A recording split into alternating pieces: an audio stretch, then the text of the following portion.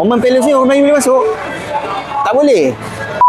Sekarang ni kami Momicom Teknologi dah dijemput oleh event ZTE Nubia, iaitu pelancaran untuk Nubia Neo 5 dan Neo 5 GT. So, apa yang diorang sajikan kepada kami, saksikan video ini sampai habis. Check it out.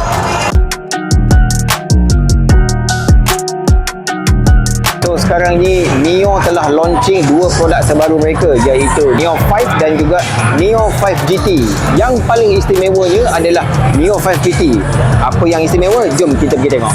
So, sekarang ni ini adalah Neo 5 GT. Yang paling specialnya, dia lebih kurang ikut konsep macam Red Magic Nubia sebab dia ada cooling fan system.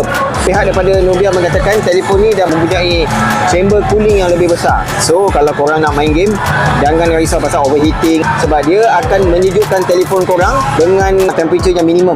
Kalau korang nak tengok apa feature fan yang dia ada, so kita boleh tengok, kita boleh turn on. Yes. Color ni korang boleh tukar sama ada korang nak RGB ataupun pulse ataupun static. Masih menggunakan dua kamera, sama juga macam Red Magic. Dia ada RGB dekat sini dan dia juga ada trigger button yang mempunyai 540 Hz. Dia punya rate dia masih mengekalkan design boxy. Dia tak sama macam previous model iaitu Neo 3 GT. Dia lebih nampak futuristik dan modern. Sekarang ni untuk Neo 5 GT ni dia dah collab dengan Delta Force ya. So mana yang korang yang suka main game tembak-tembak everything apa semua FPS punya game, inilah pilihan korang. Okay, so korang yang tertunggu-tunggu dan tertanya-tanya bila boleh dapat telefon ni? So mana yang berminat boleh pre-order dengan kami.